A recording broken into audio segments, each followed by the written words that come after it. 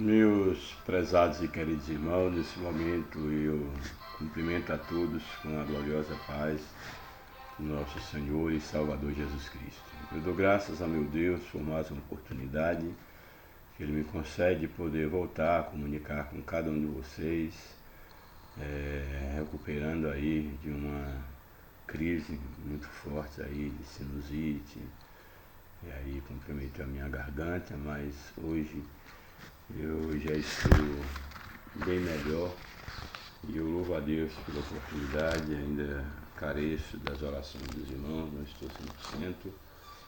Estou gravando a lição novamente atrasado, não tive nenhuma condição de poder gravar esse vídeo antes. Portanto, eu peço aí perdão, compreensão por parte dos meus amigos, meus distintos alunos. E eu espero em Deus que nós sejamos instrumentos do Senhor para falar um pouco sobre a sua palavra neste momento. Nós estamos iniciando uma série de lições aí da revista do segundo trimestre de 2025, lição de adultos da CPAD. Essa lição aqui que eu havia apresentado na semana passada. Essa lição vai falar sobre Jesus, aí o título é "E o Verbo se fez carne". Esse é o tema maior de toda a lição, e aí ele vai dizer sobre Jesus sob o olhar do apóstolo do amor, que é o apóstolo João, aquele que testemunhou as coisas que havia acontecido com Jesus. O apóstolo, o discípulo mais chegado de Jesus. Então esse é um testemunho real, digno de toda confiança. Nós teremos aqui a oportunidade durante aqui algumas lições para estarmos estudando aqui esse tema. E o Verbo se fez carne. Louvado seja Deus. Então esta é a lição, como falei, lição de adulto do segundo trimestre da CPAD. Essa lição, ela tem como comentarista já um velho conhecido nosso comentarista, Elianai Cabral, é o comentarista dessa lição, como já foi de muitas outras lições. E aí nós estaremos então trabalhando essa série de lições. Eu vou estar já indo para a lição de hoje, devido à minha garganta, não irei fazer maiores comentários sobre a apresentação geral da lição. Hoje nós temos a lição de número 1, de 6 de abril de 2025. Essa lição número 1, ela traz como título "O Verbo que se tornou em carne". Seria uma lição panorâmica, envolvendo aí toda a lição, uma visão mais introdutória, panorâmica, uma vez que a lição, o tema geral da lição é "O Verbo se fez carne". A primeira lição, ela vem falando sobre o Verbo que se tornou carne. Vamos perceber em algum ruído, alguma coisa aí na nossa gravação, é porque estou reajustando aqui o programa que eu tenho usado e ainda estou tendo aqui algumas dificuldades para poder fazer o ajuste de algumas coisas aqui.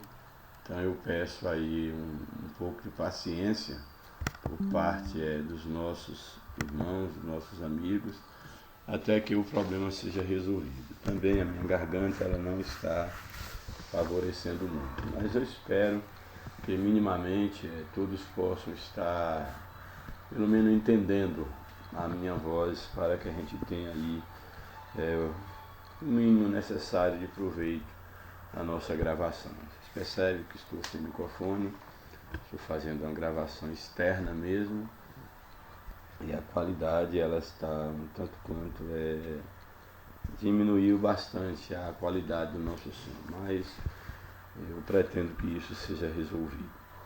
Bem, então o título da lição é "O Verbo que se tornou em carne". Esse é o nosso título da lição. não vou comentar o título em si, porque os versos da lição, eles contemplarão esse título aí, à medida que nós estivermos lendo, nós estaremos contemplando esse título, inclusive aí na leitura bíblica em classe, o próprio textuário da lição ele será retomado, que é exatamente a base, o título da nossa lição. Então eu vou estar lendo textuários, porém sem comentá-lo, uma vez que esse texto ele vai reaparecer dentro da leitura bíblica em classe. Isso então o textuário da nossa lição. E o Verbo se fez carne e habitou entre nós, e vimos a sua glória, como a glória do unigênito do Pai, cheio de graça e de verdade. João, capítulo 1, verso de número 14. A verdade prática da nossa lição nos apresenta o seguinte: o Verbo de Deus inseriu-se na história, assumindo a forma de homem para redimir os pecadores. Aqui é interessante o termo, quando aqui é utilizado o verbo, no título da lição, o verbo que se tornou em carne. Isso é uma referência a Jesus, que é o Logos de Deus, que é o Deus, a palavra, vamos dizer assim, Deus enquanto Logos, enquanto palavra. E aqui o texto ele vai nos apresentar, na sequência da leitura bíblica em classe, que Jesus, que é o Logos, ele estava com Deus e ele era Deus. E o Verbo se fez carne e habitou entre nós.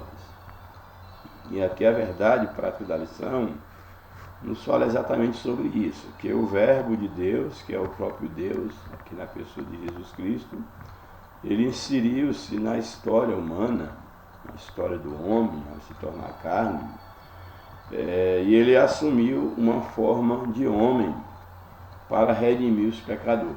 Isso é muito importante porque a ideia aqui desse texto é mostrar Jesus como Deus, que Jesus é Deus. Essa é a ideia do livro de João, daí esse foco é no Verbo encarnado enquanto Deus. E aqui nos traz um ensinamento de que o Verbo ele assumiu a forma humana para resgatar o homem. E aqui a ideia de forma, dentro desse contexto aqui, a forma humana é que Jesus ele assumiu o aspecto humano, podemos dizer assim, que em Jesus Deus assumiu o conteúdo, a forma aqui fala de conteúdo mesmo, de gênero, daquilo que representa o gênero humano. Então, as faculdades que tornam o homem, vamos dizer assim, um ser diferente dos demais seres criados, é exatamente a sua forma, o seu conteúdo, o gênero ao qual ele pertence. E o texto está dizendo aqui que o Verbo ele assumiu a forma humana. Ele se tornou carne exatamente para resgatar o homem. Porque isso aqui faz toda a diferença dentro do cristianismo. Porque nós temos que entender que o homem, Deus criou o homem à sua imagem e semelhança, da forma como o homem foi criado, um ser de carne e osso, portador de vontade, de razão, de desejos, de todas as faculdades que nós temos. E esse homem criado completo por Deus e feito à imagem de Deus, esse homem desobedeceu a Deus, pecou contra Deus, afastou-se de Deus, portanto morreu espiritualmente. E uma vez morto espiritualmente, esse homem ficou afastado de Deus. Esse homem não tinha nenhuma condição de voltar a relacionar-se com Deus, porque ele se torna inimigo de Deus e morto espiritualmente nos seus pecados.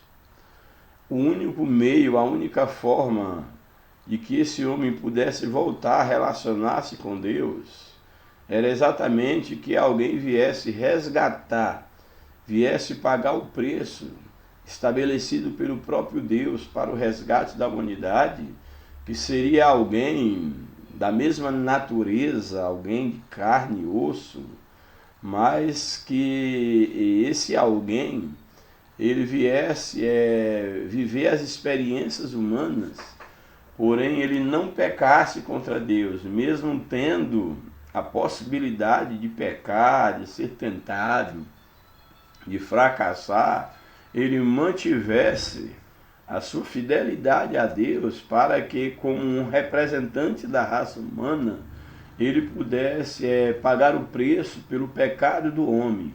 Alguém que vivesse em obediência a Deus, para que a ira de Deus, que havia sido destinada para o homem pecador, caísse sobre esse homem. E Jesus foi exatamente este homem. Jesus ele se fez carne a fim de poder assumir os nossos pecados, a fim de, eu costumo dizer, não apenas morrer em nosso lugar, porque apesar que não está errado necessariamente alguém dizer isso, que Jesus morreu em meu lugar, Jesus morreu em nosso lugar, mas não é uma verdade, vamos dizer assim, na sua completude do termo, porque de fato Jesus, dizer que Jesus morreu no meu lugar, é o mesmo que dizer que eu poderia morrer por mim, mas eu já estava morto. E ainda espiritualmente falando, mesmo estando vivo fisicamente, eu não poderia e nem posso morrer por mim, porque o meu sangue é pecador, porque eu me tornei um pecador. A minha oferta, eu enquanto oferta, eu não sou aceitado, eu não sou aceito, melhor dizendo, diante de Deus, porque Deus abomina o pecado e o meu sangue é contaminado pelo pecado. Então, o mais correto nós afirmarmos é que Jesus, ele não morreu apenas no meu lugar, que eu já estava morto. Jesus, ele morreu por mim. Exatamente, ele morreu por mim para pagar o preço, para que a ira de Deus caísse sobre ele e para me ressuscitar uma vez que eu já estava morto, eu já estava afastado de Deus.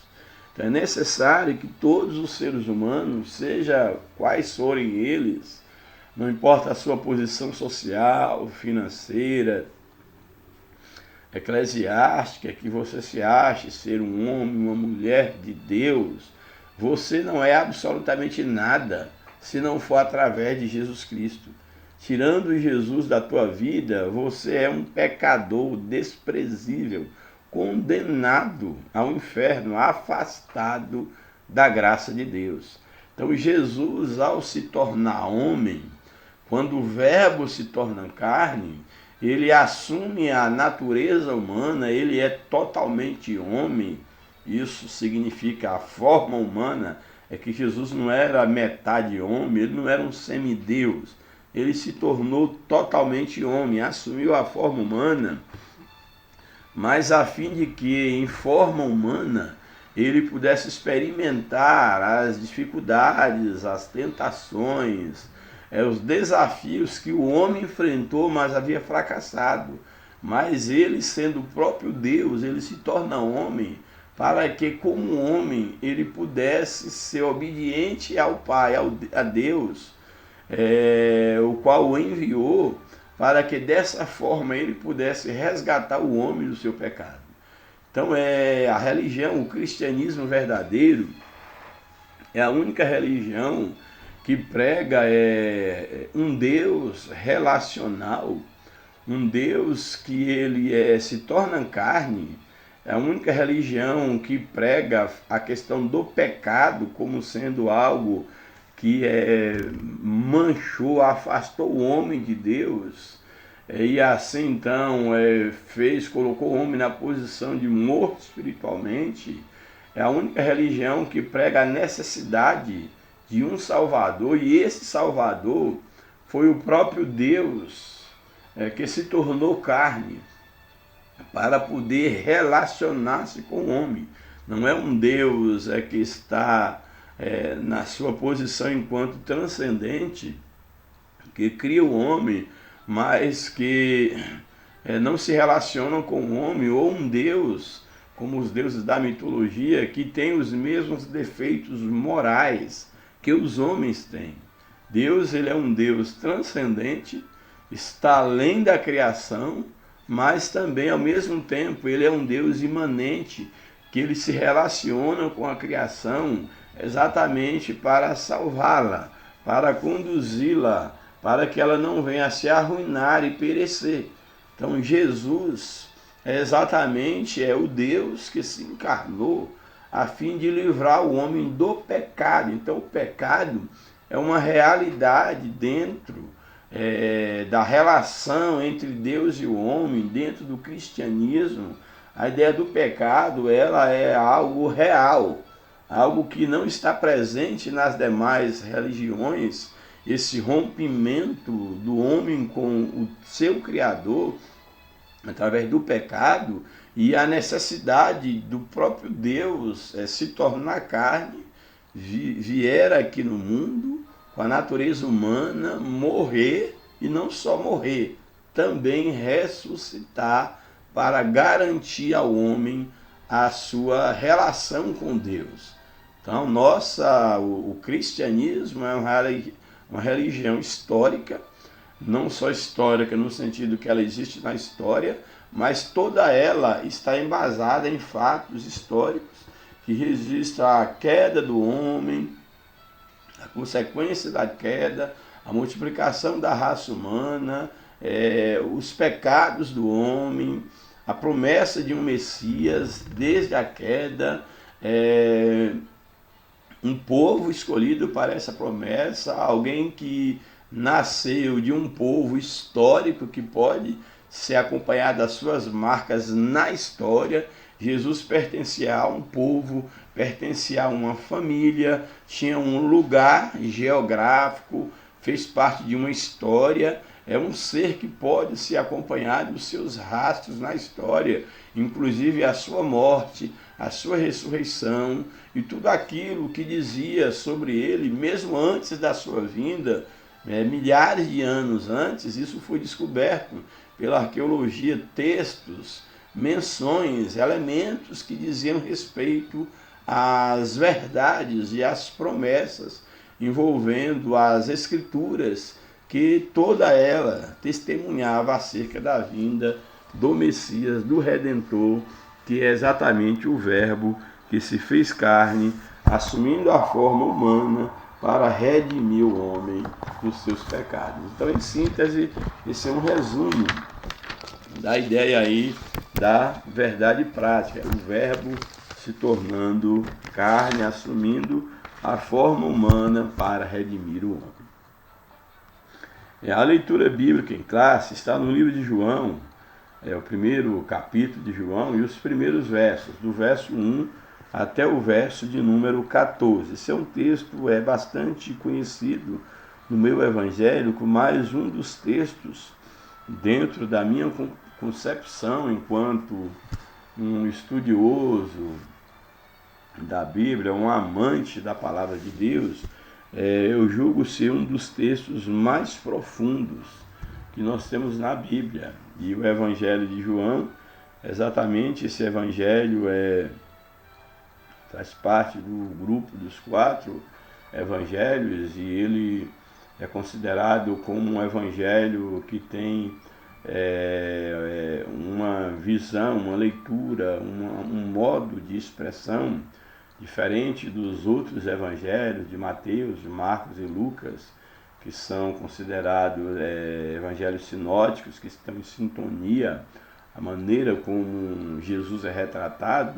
E João, ele já tem uma maneira muito peculiar para retratar Jesus. Daí ser um evangelho bastante peculiar, na verdade. Aí o texto que nós vamos ler é o verso 1 do capítulo 1 de João, verso 1 ao 14, nos diz o seguinte, o primeiro verso: no princípio era o Verbo, e o Verbo estava com Deus, e o Verbo era Deus. Aqui João, a intenção de João é exatamente mostrar que Jesus é Deus. Jesus é apresentado em João como o Deus que se encarnou, que se tornou homem. O Deus que é eterno, apesar da sua natureza humana, a sua forma humana, ele sempre existiu na eternidade. Ou seja, ele está além da eternidade. A própria ideia de existência não diz tudo sobre Jesus enquanto Deus, porque Deus ele não existe, ele é. A existência fala da relação de Deus com os existentes, que são os homens, a sua criação. Mas antes que houvesse criação, Deus é, Jesus é. Então o que o texto está dizendo é que no princípio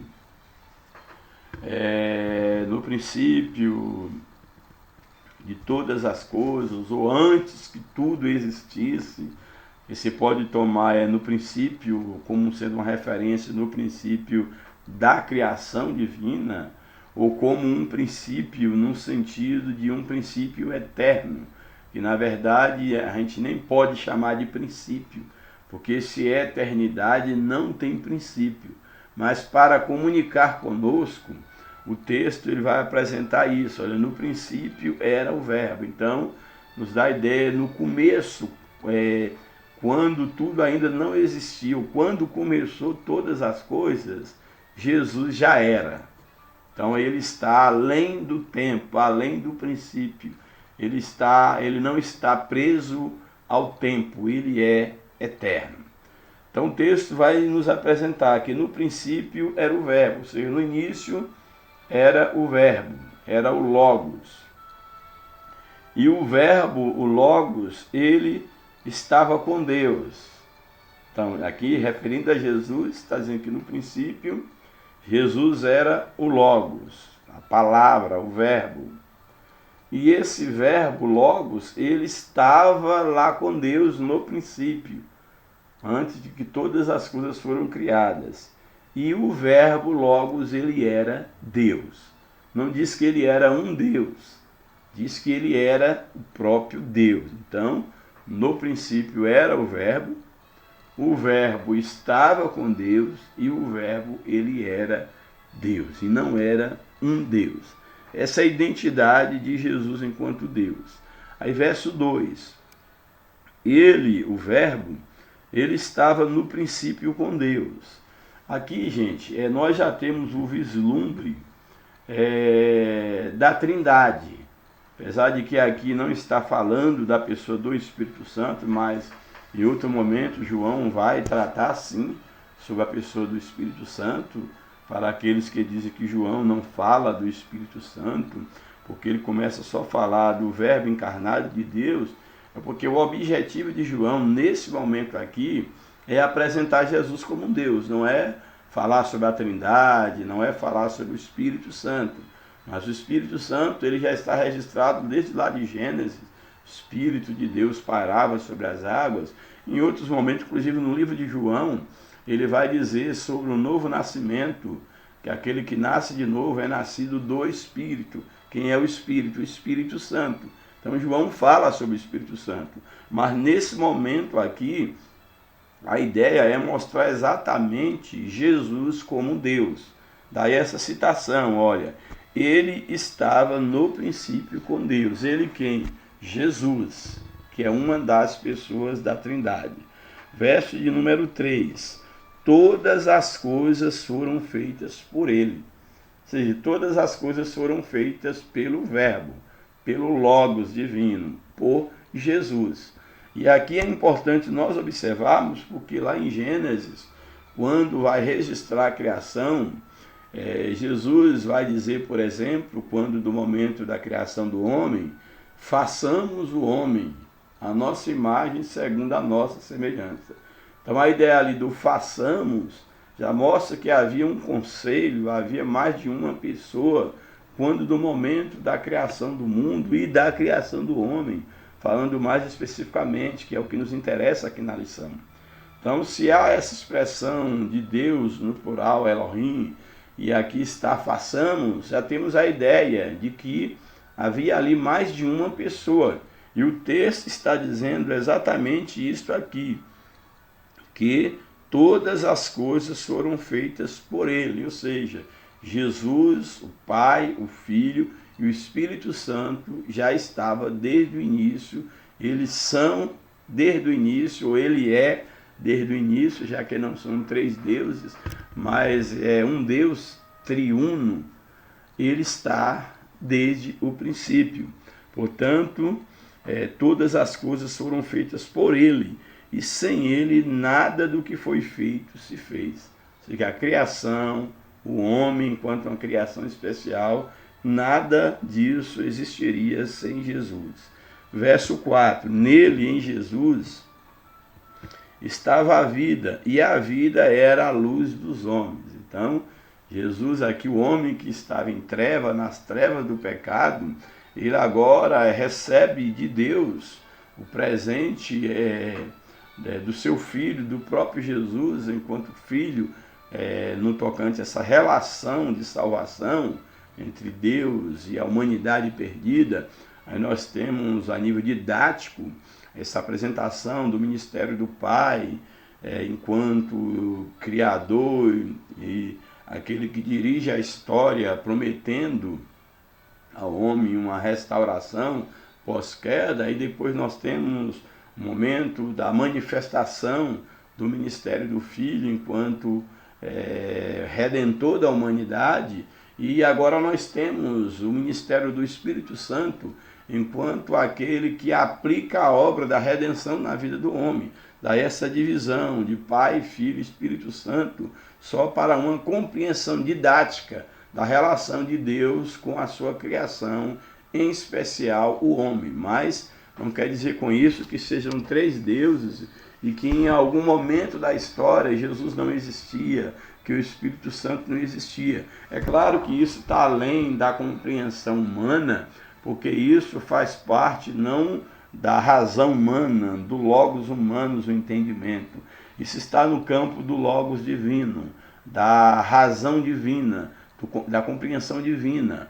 O homem não tem como faculdade do conhecimento apenas a razão humana, o logos humano. Ele também tem, dentre outras faculdades, ele tem o logos divino, que é a razão divina, que é o conhecimento do próprio Deus, infundado dentro do homem. E esse logos divino é o próprio Jesus, o Deus que se fez carne.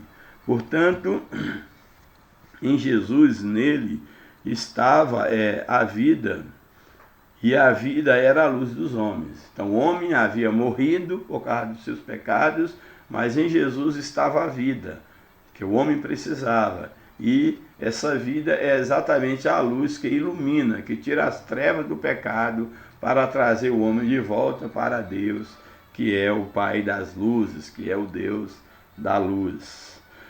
Verso de número 5. E a luz resplandece nas trevas, ou seja, o mundo jazia em trevas. A luz, que é Jesus, que é a estrela da manhã, resplandece no meio do homem, no meio da humanidade. A luz resplandece nas trevas, mas aí a sequência do verso 5 diz o seguinte: as trevas não a compreenderam. Ou seja, Jesus veio, manifestou no mundo que estava em trevas, mas as trevas não compreenderam. As trevas não perceberam, não aceitaram a luz de Deus que era Jesus. Aí ele veio para os que eram seus, veio para os homens, mas os homens não o reconheceram, não o receberam. E aí na sequência, o verso de número 6 diz o seguinte: houve um homem enviado de Deus, cujo nome era João. Aqui está falando exatamente da vinda, da promessa de que haveria um precursor do Messias, que estaria preparando o caminho para o Messias, que foi exatamente João Batista. E aqui o texto, João, aqui o evangelista, ele está citando aqui João, que é um outro João, João Batista, quando ele diz: houve um homem enviado de Deus, cujo nome era João, chamado de o Batista, porque ele batizava nas águas. Verso 7, este veio, João Batista, este veio para dar testemunho, para que testificasse da luz, que era Cristo, que era o Messias que havia de vir, para que todos crescem por ele. Através de João, ele pregava o evangelho do arrependimento, arrependei-vos e crede. Aí ele estava sempre pregando sobre aquele que havia de vir após ele, do qual ele não era digno sequer de desatar, no caso, as correias das suas sandálias. E então esse era o anúncio de João, pregando o evangelho do arrependimento, dando testemunho da luz. Isso é bem interessante. Esse veio para dar testemunho, para que testificasse da luz, para que todos crescem por ele. Não era ele a luz, ou seja, João não era a luz. Alguém mesmo veio perguntar a João se ele era o Cristo, ele disse que não. Ele inclusive dá um sinal sobre aquele sobre o qual vide descer o Espírito Santo. Esse então vocês devem seguir. E quando Jesus ele se torna adulto e ele manifesta publicamente, a primeira coisa que ele faz iniciando o seu ministério é exatamente procurar João Batista para ser batizado. João a princípio não queria permitir que ele o batizasse, uma vez que ele o conhecia, sabia que ele era o Cristo, ele não tinha pecado, mas Jesus então insiste e diz, não, eu quero ser batizado para que cumpra em mim a justiça de Deus. E a Bíblia deixa bem clara que quando do batismo de Jesus, ao sair da água, o Espírito Santo desce sobre Jesus, já temos aí a presença do Espírito Santo, essa outra pessoa da Trindade. Ele desce em forma de uma pomba simbólica, não era uma pomba, na verdade era um símbolo. Ele desce sobre Jesus e uma voz, que é a voz do Pai, se ouvia do céu dizendo, esse é o meu Filho amado em quem me compraz. Ou seja, Deus dando testemunho de que Jesus era o enviado de Deus, aquele do qual João Batista havia anunciado. Então aqui tem o texto, este veio para dar testemunho, para que testificasse da luz, para que todos crescem nele. Ele não era a luz, mas veio para testificar da luz. Verso 9. Ali estava a luz verdadeira, aqui falando sobre Jesus. Ali estava a luz verdadeira, que alumia a todo homem que vem ao mundo. Ou seja, todo homem que vem ao mundo, ele já vem debaixo do pecado, ele já nasce em trevas. Como nos diz o salmista no Salmo 51, eis que em pecado me concebeu a minha mãe. Ele tinha consciência da sua natureza enquanto pertencente à raça humana, que ele era um ser pecador. E aqui o texto está dizendo que Jesus era a luz verdadeira, que estava ali para alumiar o mundo que vive em treva. Mundo aqui fala mais especificamente dos homens que viviam em treva, alumiar todo homem que vem ao mundo. Então Jesus veio para trazer luz a todo homem que nascia debaixo do pecado. Verso de número 10. Estava no mundo, essa luz que Jesus estava no mundo, o mundo foi feito por ele, porque ele é aquele que estava no princípio. Então Jesus estava no mundo, o mundo foi feito por ele, e o mundo não o conheceu. Só que é bem interessante, porque a ideia aqui de estar no mundo, o mundo foi feito por ele e o mundo não o conheceu, aqui está falando bem especificamente em relação ao homem, que não está falando de um animal, de uma árvore, que Jesus veio ao mundo e a árvore não conheceu Jesus, porque esses outros seres criados por Deus, por Cristo, eles não têm essa consciência de existência, e não tem essa capacidade de conhecer o seu Criador. São como esses seres seriam, é claro, uma metáfora não perfeita, não aplicável, seria como um quadro em relação àquele que pintou o quadro. Esse quadro ele nunca vai reconhecer o seu autor.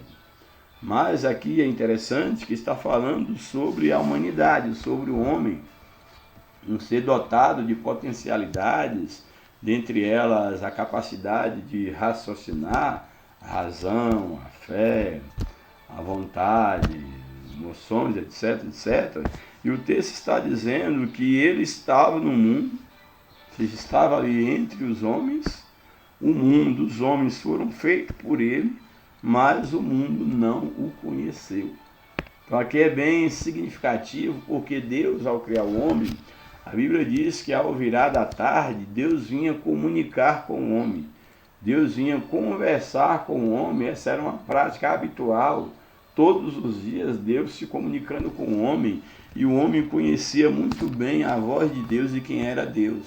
Agora esse mesmo Deus se fez carne.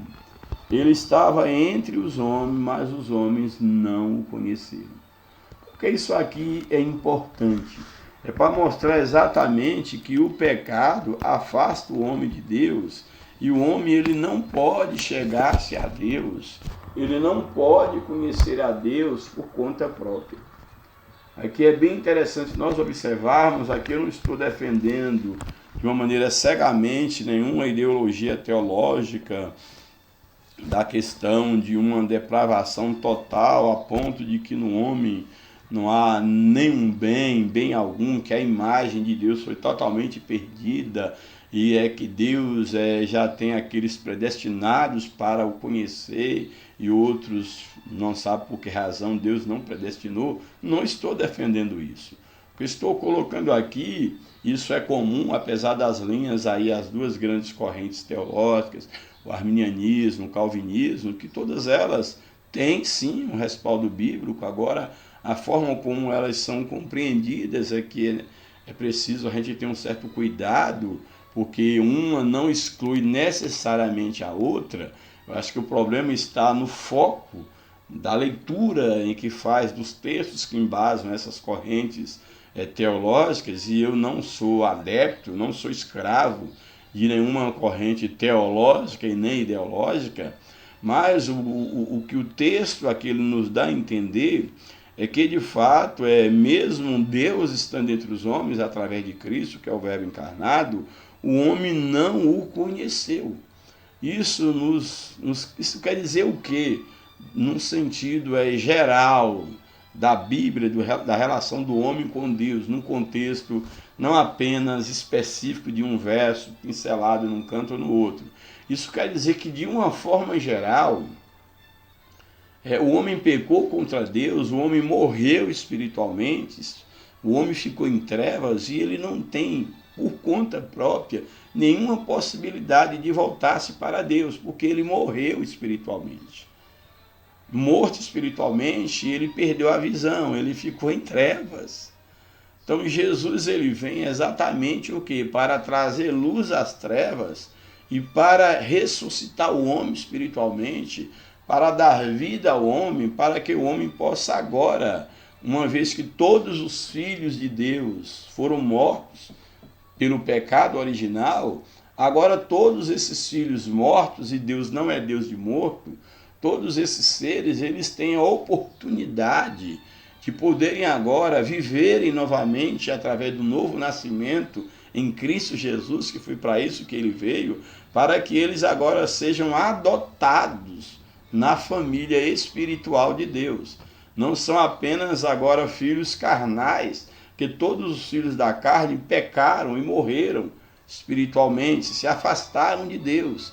Jesus é o Deus encarnado que agora vem ressuscitar, vem dar vida ao homem para que agora espiritualmente ele passe a ter relação com Deus, ele seja filiado na família de Deus e que lá no futuro, quando do arrebatamento da igreja, o seu corpo mortal também seja ressuscitado, caso ele já tenha morrido ou se esteja vivo, esse corpo seja revestido de uma imortalidade, já que todo corpo certamente é fadado à morte. Então esse é o sentido do texto, quando mostra que ele criou o mundo, estava no mundo, mas o mundo não o conheceu, porque estava morto. Aí entra a ideia de que tanto a fé que leva o homem a responder à graça de Deus, que é Jesus, essa própria fé também é implantada pelo próprio Deus no coração do homem. Porque a Bíblia, ela diz uma verdade que é a verdade central no cristianismo puro, no cristianismo verdadeiro, é que nós somos salvos pela graça, mediante a fé. Pela graça sois salvos por meio da fé. Isto não vem de vós, é dom de Deus. A salvação não vem de vocês. Vocês são salvos pela graça. Qual é a graça de Deus? Graça quer dizer favor imerecido. Qual é a graça de Deus? Jesus. E essa graça ela é recebida por meio da fé. Quem implanta a fé no coração do homem? Jesus. Então isso não vem de vós, ou seja, nem a graça e nem a fé vem de nós, mas é Deus que opera no nosso espírito, despertando a nossa fé para que a nossa vontade seja alinhada à vontade de Deus, que nós venhamos reconhecer que nós somos pecadores, não temos condição de nos relacionarmos com Deus, mas agora a vontade de Deus, a fé é implantada em nós e essa fé faz com que nós enxergamos Cristo como a graça salvadora e nós nos voltemos para Cristo abraçando essa graça. Então, somos salvos pela graça e o meio de nós lançarmos mão dessa graça é a fé. E essa fé, a Bíblia diz que ela vem pelo ouvir. E o ouvir, os ouvidos são abertos pela palavra de Deus. Então, em última instância, tudo quem faz é Deus. Deus, através da sua palavra, abre os nossos ouvidos, que a palavra tem esse poder de abrir os nossos olhos. Ouvido aqui entenda como entendimento, os olhos espirituais. A palavra de Deus abre os nossos olhos. Uma vez que os nossos olhos são abertos, nossos ouvidos são abertos, a fé é implantada em nós. Uma vez que essa fé é implantada em nós, nós reconhecemos a nossa necessidade enquanto pecadores e aquele que pode perdoar os nossos pecados, que é Jesus Cristo. Portanto, isso não vem de nós, é dom de Deus. Louvado seja o nome do Senhor. Daí o texto dizer que ele estava no mundo que ele havia criado, o mundo não o conheceu. Veio para o que era seu, mas os seus não o receberam. Sabemos que havia um povo eleito, um povo que a Bíblia fazia a promessa de que dele nasceria o Messias, e esse povo seria uma nação sacerdotal, seria o povo através do qual o mundo conheceria o Messias, mas a Bíblia diz que Jesus veio para o que era seu, para os israelitas, mas eles não o conheceram, não receberam Jesus como Salvador, esperavam um Messias rei, um Messias guerreiro, um Messias que viesse livrá-lo do poder romano, um rei físico, um grande guerreiro, e de fato eles rejeitaram a Jesus. É isso que o texto que João está dizendo. Veio para o que era seu, mas os seus não receberam. Aí verso 12, mas a todos quantos o receberam, deu-lhes o poder de serem feitos filhos de Deus, aos que creem em seu nome.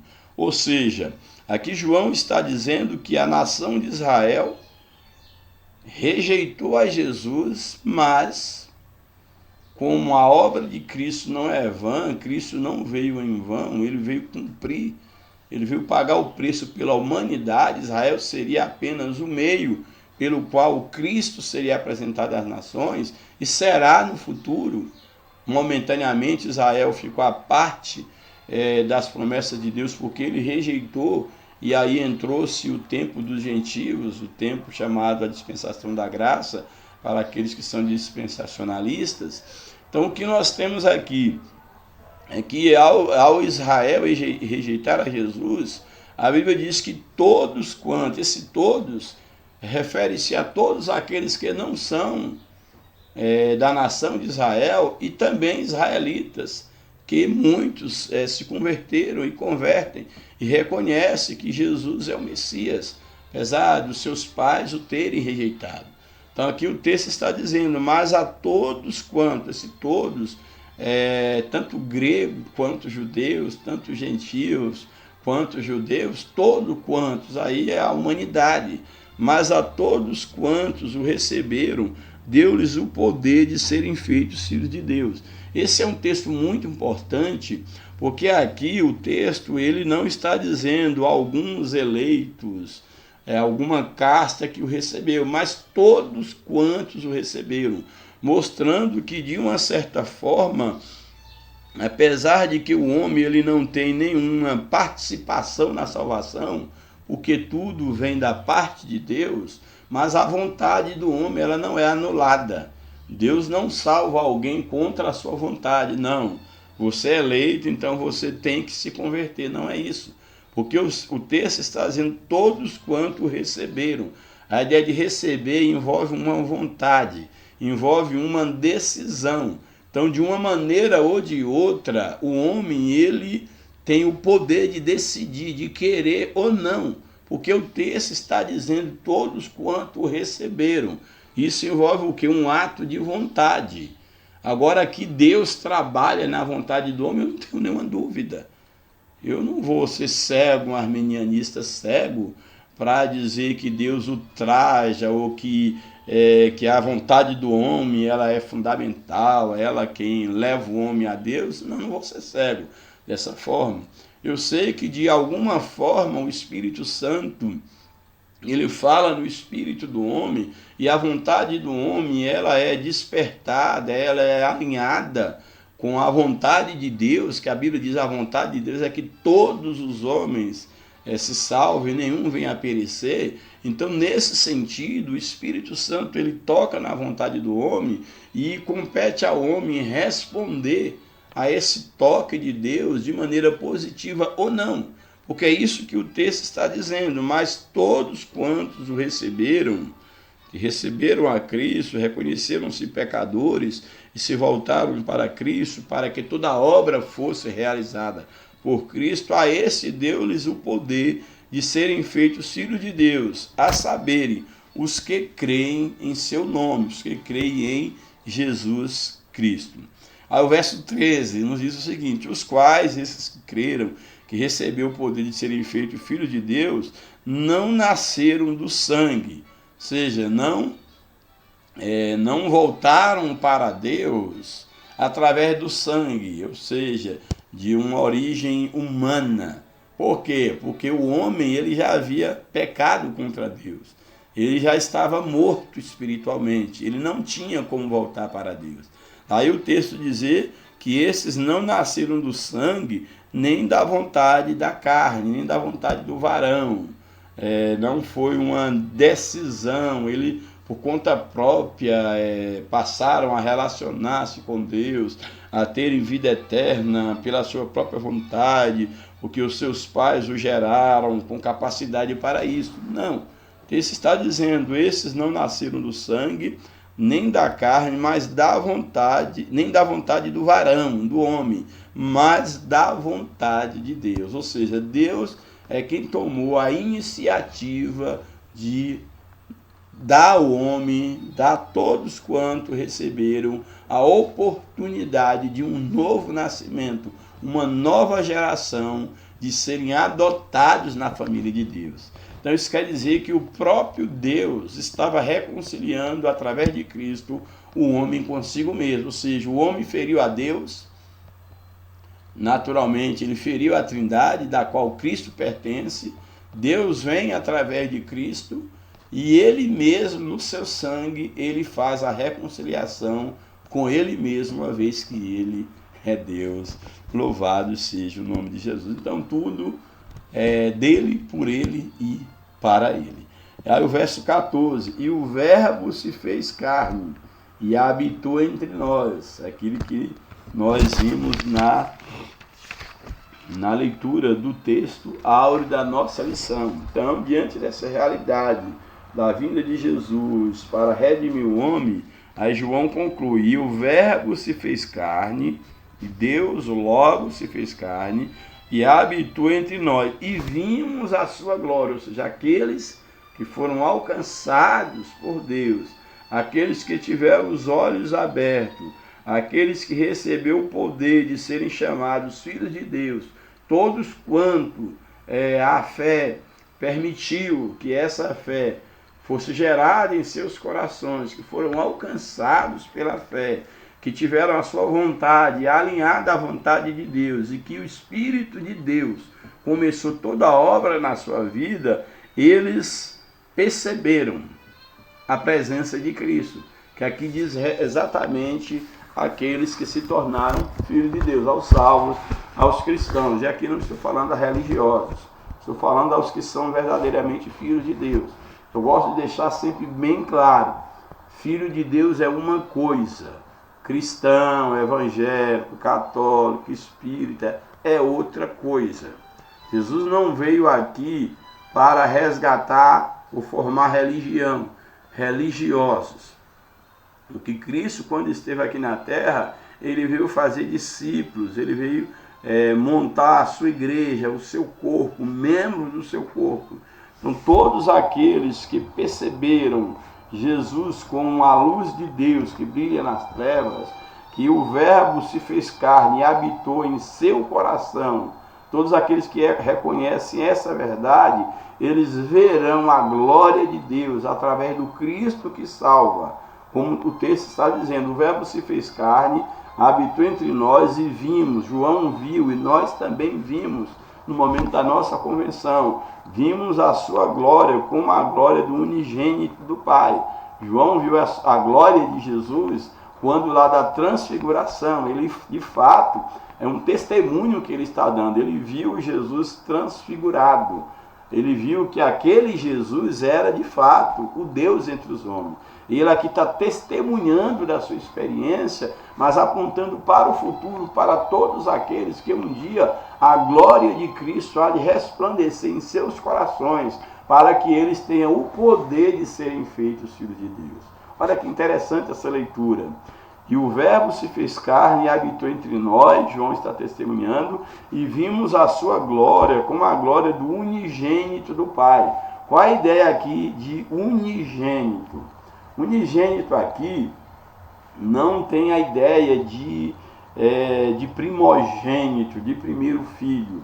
Não é nesse sentido que a Bíblia está apresentando Jesus. Jesus, enquanto unigênito, ele é o único do gênero. O único do gênero. De que gênero? O único humano que era Deus. Ele é o unigênito de Deus. Ele não é o primogênito no sentido de ser criado, de ter tido início. Ele é o único dessa natureza.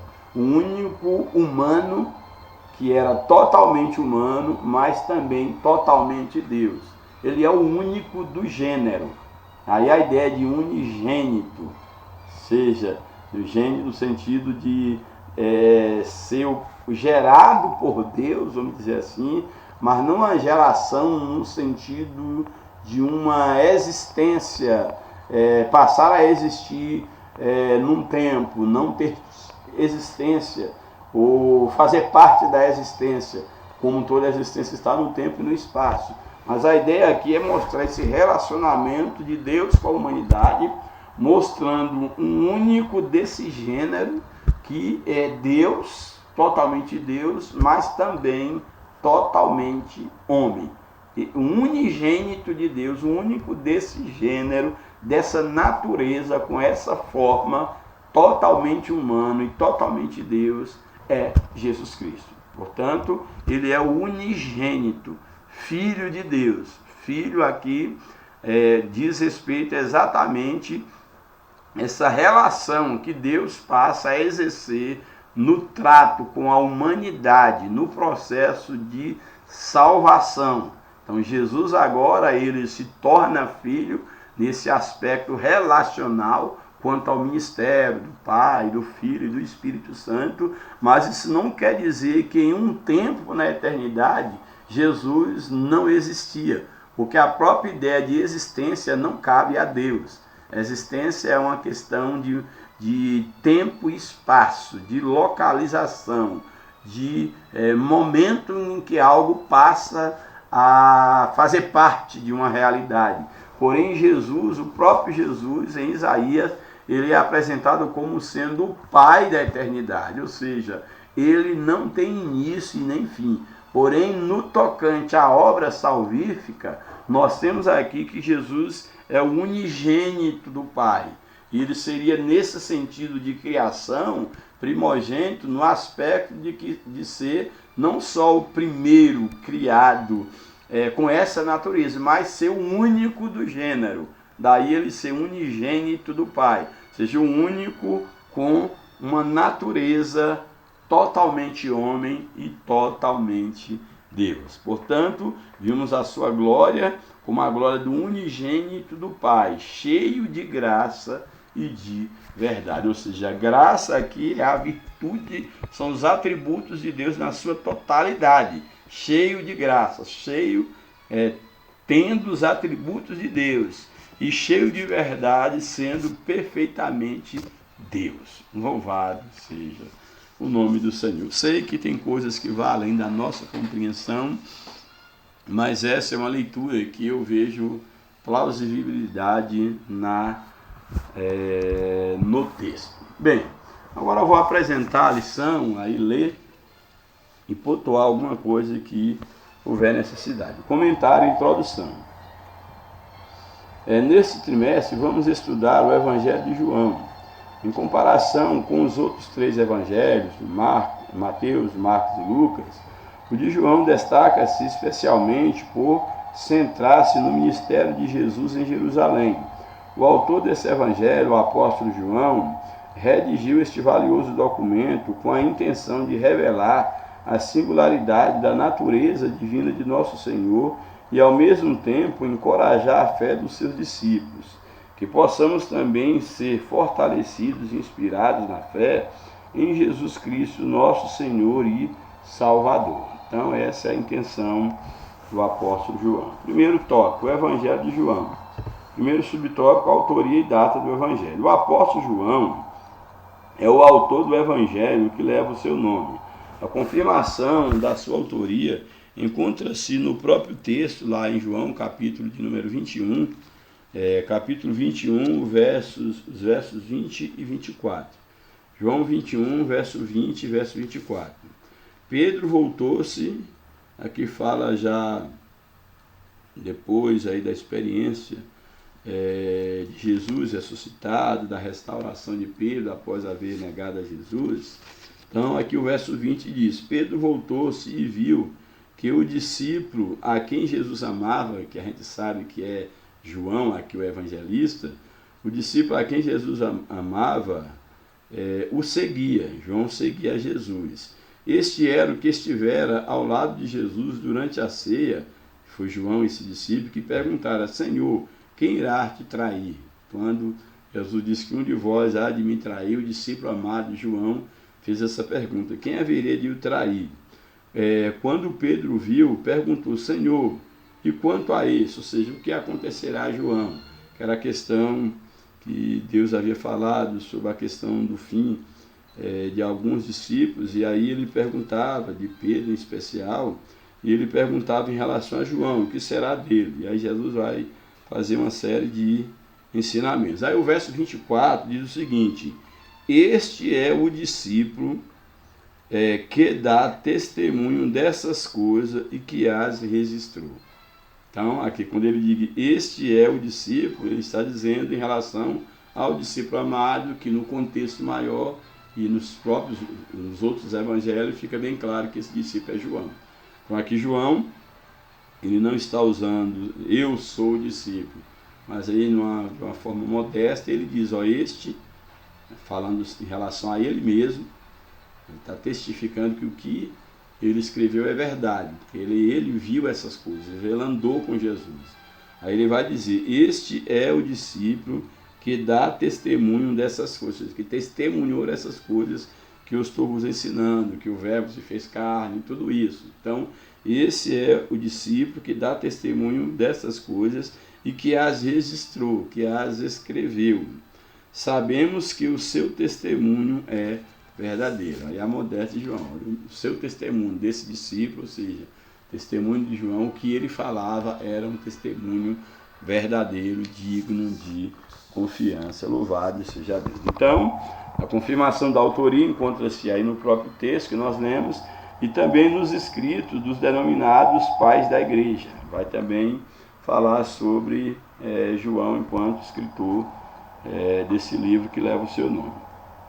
Admite-se que tenha sido escrito o livro de João entre os anos 80 e 90 depois de Cristo, sendo aí um dos últimos a ser escrito. De acordo com os estudiosos, o Evangelho de João apresenta uma doutrina genuína sobre a divindade de Jesus Cristo, exatamente aquilo que eu falei. A preocupação de João é apresentar a natureza divina de Cristo, a genuína natureza de Cristo. Assim, as expressões verbo divino, que aparece no livro, a palavra se fez carne, o verbo se fez carne, são de grande importância nesses 4 evangelhos. Base fundamental nesses evangelhos. Subtópico 2. O propósito do Evangelho de João. O Evangelho de João tem como um de seus propósitos levar o leitor a crer que Jesus é o Cristo, o Filho de Deus, e ao crer encontrar a vida em seu nome. Então esse é um dos grandes propósitos do Evangelho de João. Mostrar Jesus como Cristo, Salvador, Filho de Deus, e o homem tendo esse conhecimento, ele ter um encontro com Cristo e receber vida em seu nome. Não é por acaso que os especialistas referem-se à primeira parte do primeiro capítulo, no caso de João, aí o capítulo 1, como o prólogo de João, essa apresentação do que seria o Evangelho de João, ou seja, a apresentação desse Evangelho. Nesse trecho, o apóstolo apresenta Jesus como o Filho enviado de Deus ao mundo para fazer parte da história. Assim sendo, o Logos é a palavra encarnada, a palavra encarnada. É interessante nós lembrarmos que quando da criação, Deus criou tudo por meio da palavra, e Jesus aqui é apresentado como uma palavra encarnada. Subtópico 3, a natureza de Jesus. Apesar de o Evangelho de João sublinhar de forma clara a dimensão divina de Jesus, o apóstolo também aborda sua natureza humana. Nesse sentido, o Evangelho não só realça a divindade de Jesus como Filho de Deus, mas também discute sua humanidade por meio da morte expiatória do nosso Senhor em favor dos pecados da humanidade. Isso é bem interessante.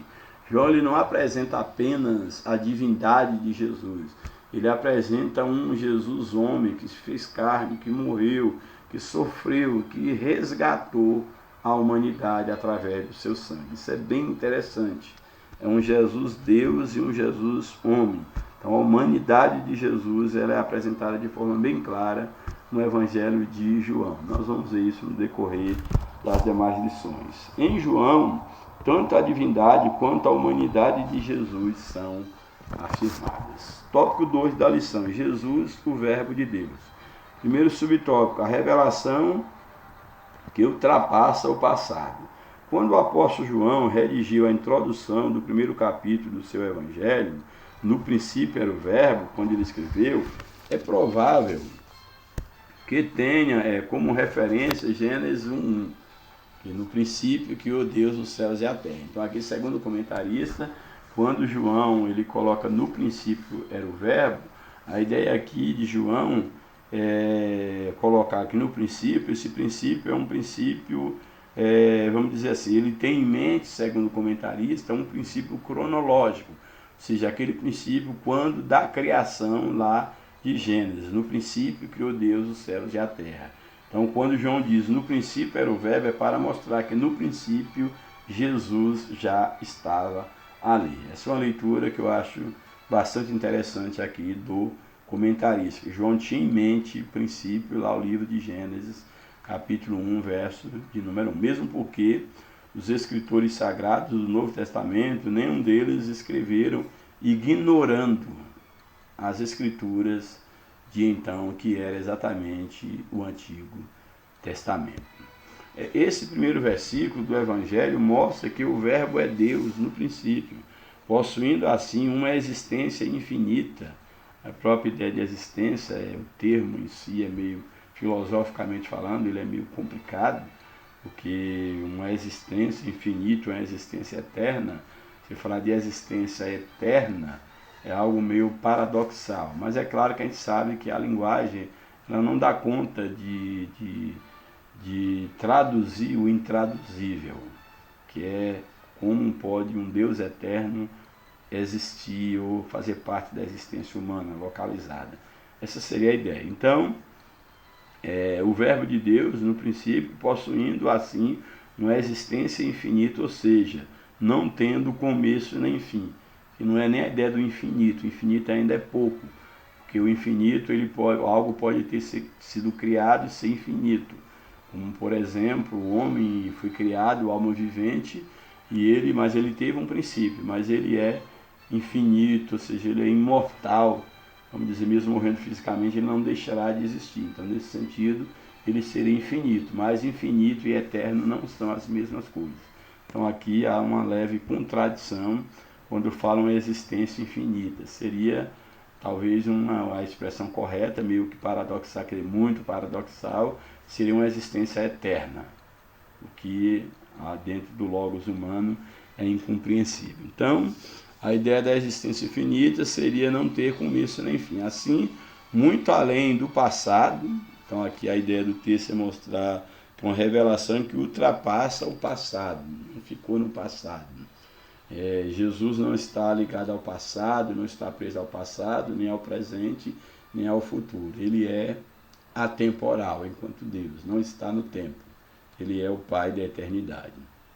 Assim, muito além do passado, desde o princípio, o verbo já existia com Deus, ou já era com Deus, e estava com Deus e é Deus, como está lá em João 1.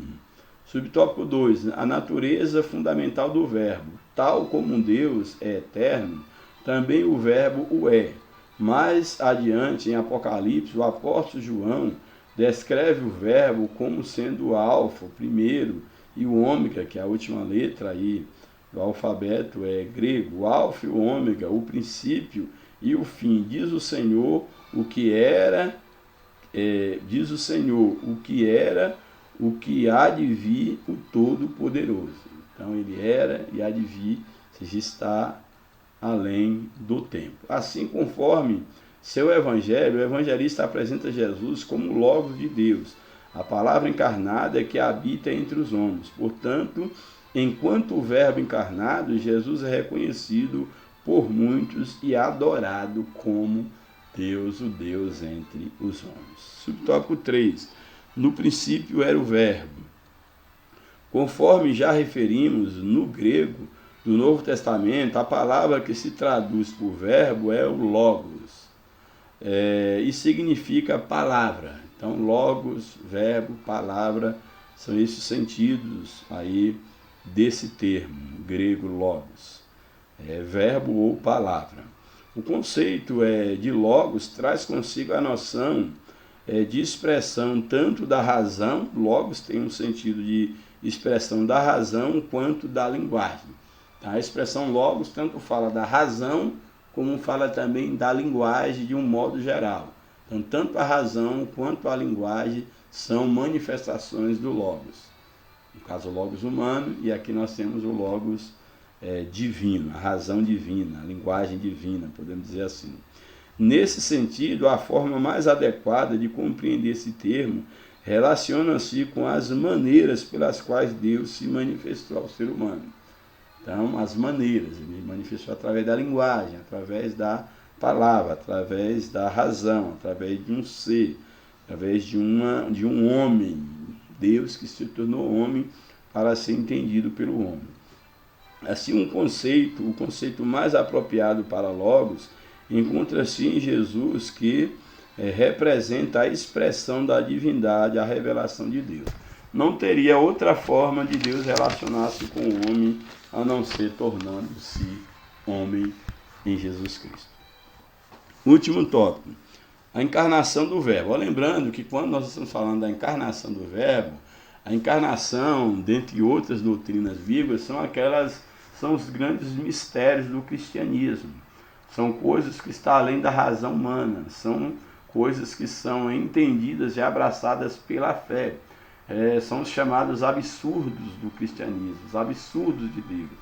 Então, aqui não é uma doutrina para ser entendida à luz da razão humana simplesmente. Aqui é onde chega o limite da razão. Aqui agora entra em campo uma outra esfera do conhecimento, ou de acesso ao conhecimento, que é a fé.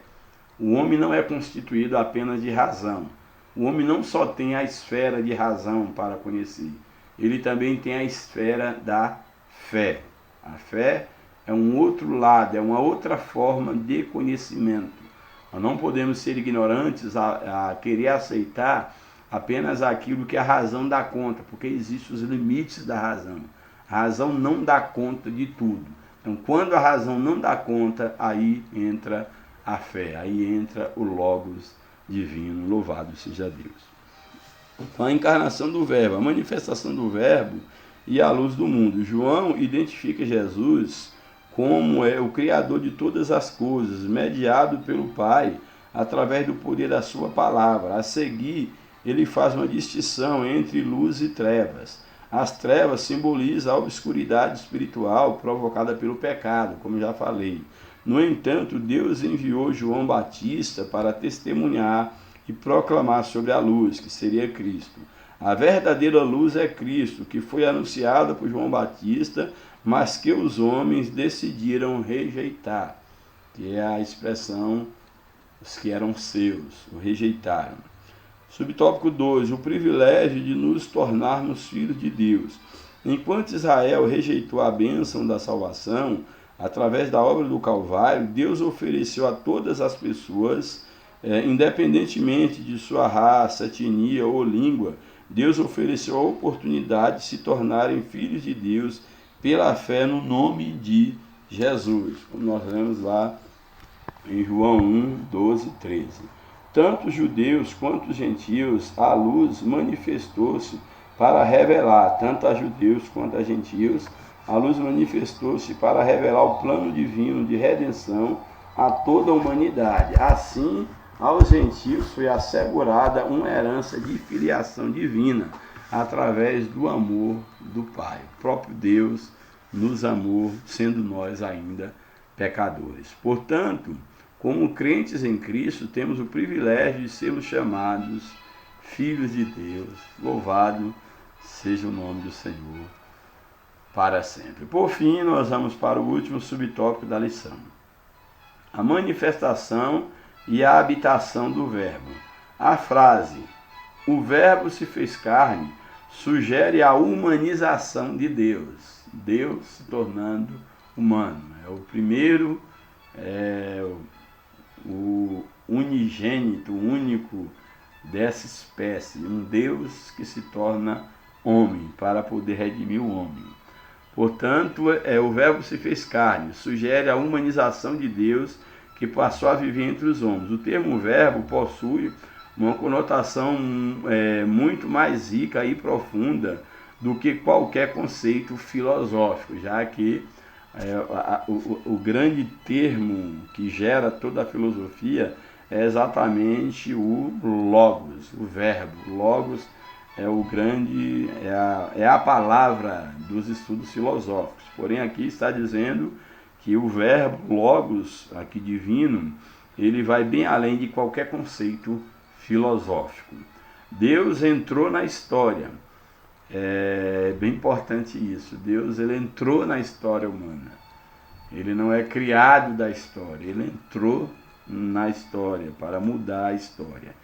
É importante notar a expressão "e habitou entre nós". No texto grego, essa expressão indica que o Verbo armou seu tabernáculo ou sua tenda entre nós. Está o homem lá com sua história, a humanidade no seu estado de pecado, e agora Deus arma a sua tenda no meio dos homens. Deus invade a história humana, arma a sua tenda entre os homens, o seu tabernáculo, para habitar entre os homens através de Cristo Jesus. Ele habita no meu coração, no seu, e pode habitar também no seu coração, você que ainda não reconheceu que é um pecador e que precisa de um grande Salvador, que é Jesus Cristo. Antes, Deus habitava numa tenda montada pelo seu povo lá no deserto. Simbolicamente, o tabernáculo era um símbolo da presença de Deus entre o povo de Israel. Porém, quando Jesus veio, esses símbolos perderam o valor, porque agora Cristo ele não habita mais em tenda, feito por mãos de homem. Ele passa a habitar no coração daqueles que o recebem como Salvador. Isto é maravilhoso. Louvado seja Deus. Agora, de acordo com as palavras do evangelista, ele reside entre nós, mais especificamente, não só entre nós, mas dentro de nós, que isso é mais importante. Ele estaria conosco e estaria em nós nele e ele em nós, porque sem ele nada nós poderíamos fazer, como o próprio Evangelho de João nos apresenta lá no capítulo de número 15. Portanto, ele reside entre nós e em nós, representando a manifestação plena da presença divina no mundo, no homem, naqueles que o receberam. Conclusão: nessa lição tivemos a oportunidade de iniciar o estudo do Evangelho de João, mostrar a sua relevância e o seu objetivo na vida da igreja. Observamos que a revelação sensível de Deus e a sua intervenção na história tornam o Evangelho de João uma obra única do Novo Testamento. Em João entendemos que a encarnação do Verbo trouxe luz plena àqueles que creem. Assim, através da fé em Jesus, somos denominados e feitos filhos de Deus. Que Deus nos ajude, que Deus nos abençoe. Você que ainda não teve o privilégio de ser chamado filho e filha de Deus, que você possa reconhecer que você é um pecador, que você é uma pecadora e, como tal, você carece da glória de Deus. Você precisa da presença de Deus na sua vida. É preciso que Cristo ele venha nascer no teu coração para que você desfrute desse grande privilégio, dessa grande oportunidade que é exatamente ser filho e filhas de Deus. Que Deus nos abençoe, orei por nós, em nome de Jesus, um abraço, graça